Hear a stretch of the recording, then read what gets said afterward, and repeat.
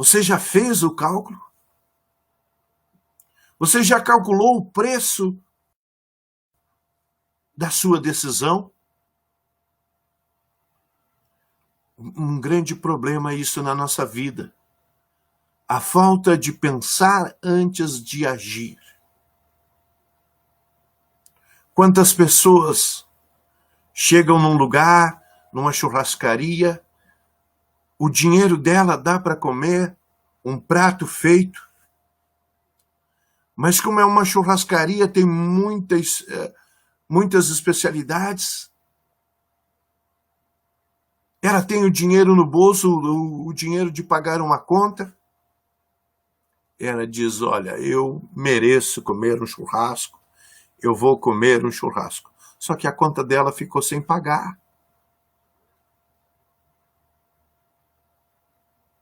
A conta dela ficou para trás. Depois ela vai correr atrás, talvez não consiga, talvez fique com o nome sujo. Falta de cálculo. Eu não estou aqui pregando porque eu sou perfeito.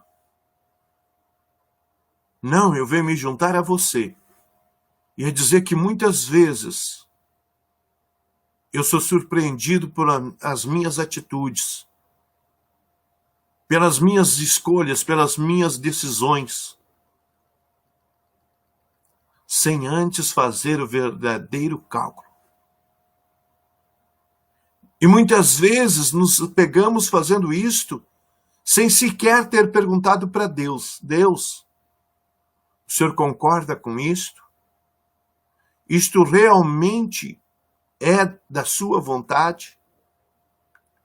Porque eu sei que depois que nós estamos em apuros, nós corremos para Jesus, corremos para Deus, corremos para o pastor, para a pastora, e pedimos, por favor, ora comigo, ora por mim, para mim sair desta situação que eu entrei.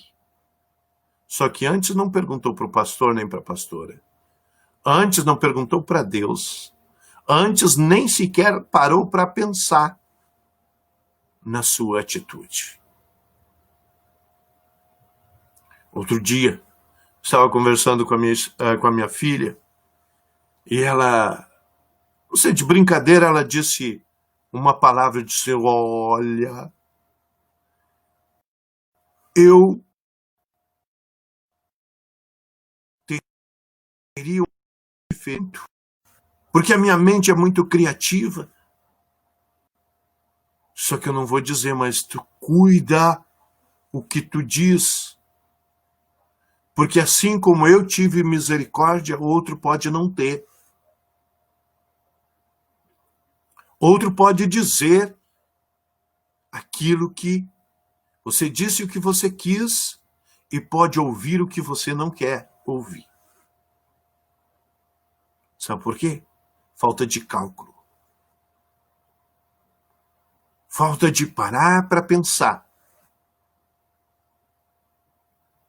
o que é possível voltar, o que é possível acontecer. Você está disposto a fazer um cálculo? Você está disposto a rever a sua vida cristã? Qual o seu comprometimento? Qual a sua vida? Qual a vida que você está levando? Eu quero lhe garantir uma coisa, se você não fez os cálculos, você vai passar pela prova. Porque todos passam pela prova de Deus. De Deus. Mais cedo ou mais tarde. E aquele que não é da fé não permanece. Ele acaba caindo. Ele acaba se desviando, como se diz. Ele acaba largando a fé. E acaba sendo ridicularizado. Porque as pessoas ficam debochando, ficam provocando. Eu já vi pessoas humilhando outras por causa da bebida. A pessoa dizer para outra, toma um pouquinho. Não, eu não quero. Mas não quer por quê? Não, é que o pastor não gosta que a gente... A igreja não quer que eu beba. Ah, toma um pouquinho, o pastor não está vendo. E a pessoa tomar. E depois aquela outra pessoa, aquela que provocou, começar a rir, mas tu é de nada, hein? Tu não é de nada. Bastou o pastor não estar perto.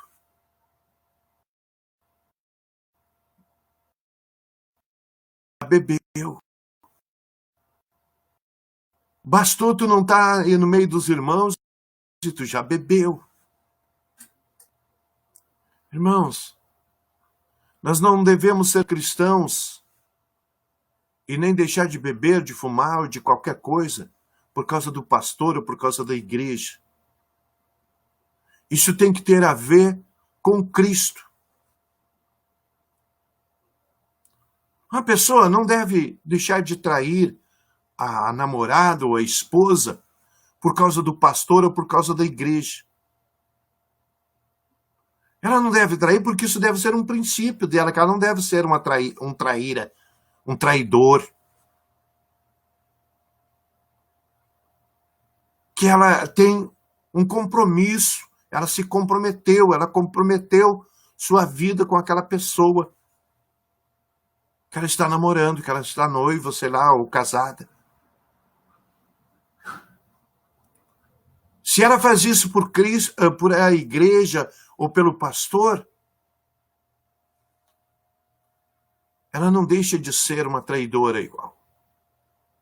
Ela não deixa de ser uma adúltera. Assim somos as pessoas. Assim, quando nós deixamos Jesus, ou não fizemos as coisas só por causa que o pastor... Não, você tem um compromisso com Jesus. Você não assumiu? Não entregou sua vida nas mãos dele? Não entregou seu viver a ele? Olha o que Paulo diz: agora já não sou eu que vivo, mas Cristo vive em mim. Ou seja, agora eu vivo de acordo com a vontade de Cristo. Agora, eu não faço mais o que eu quero fazer, mesmo que eu queira fazer, porque agora eu não sou mais sozinho, eu não sou mais livre.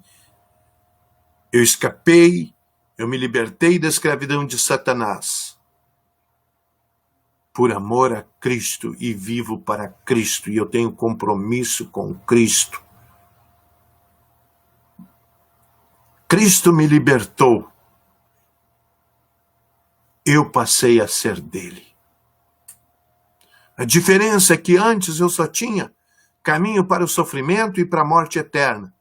E com Cristo eu passo a ter uma vida presente abençoada e ainda a vida eterna.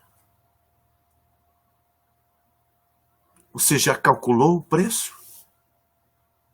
Então repita comigo: calculando o preço para viver com Cristo. Às vezes, eu convido uma pessoa para ir a um seminário e diz: ó, pastor, não dá.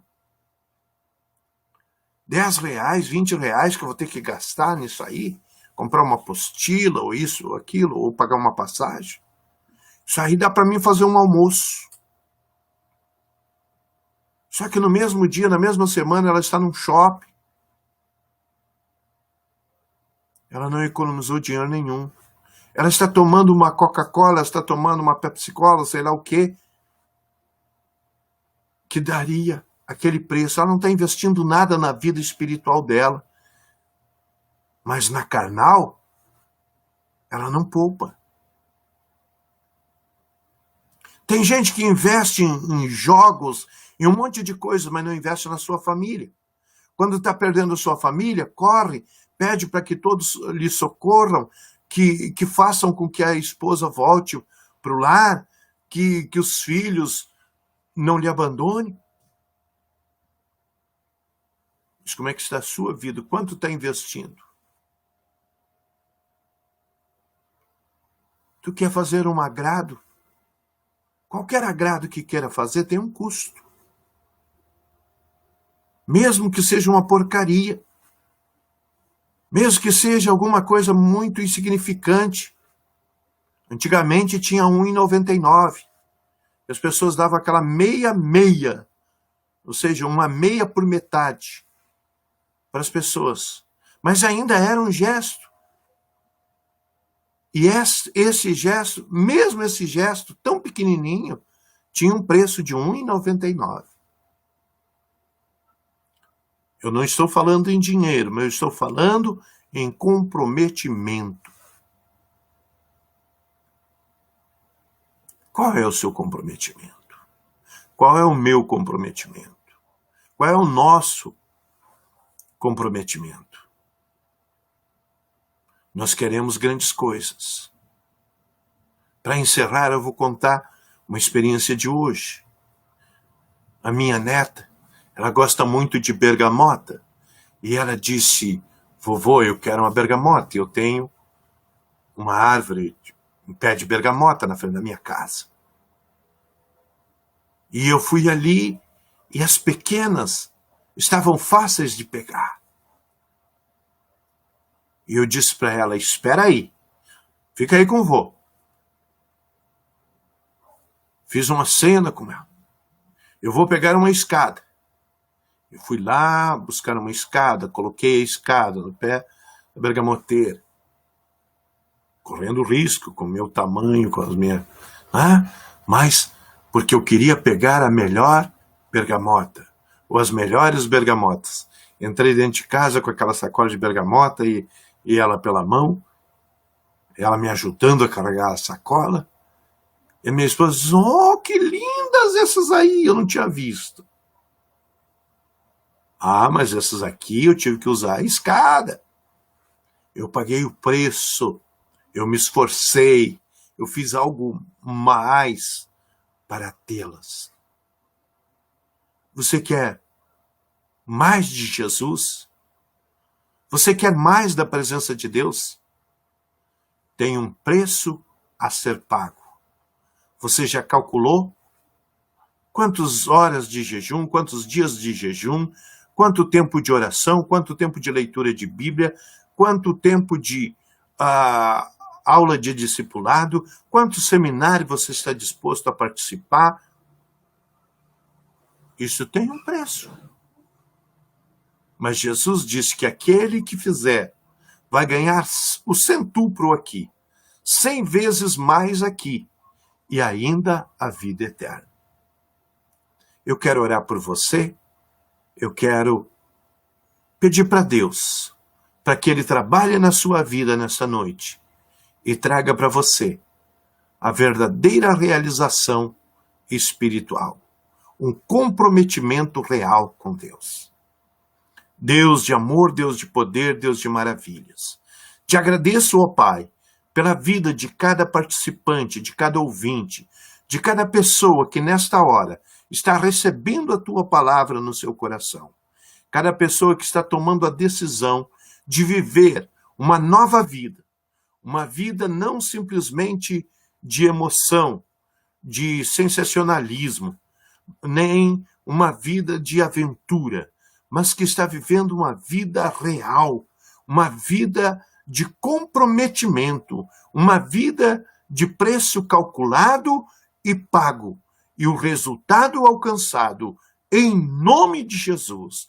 Em nome de Jesus, eu determino esta bênção sobre a vida do meu ouvinte, da minha ouvinte, desta pessoa que esteve comigo todo este tempo.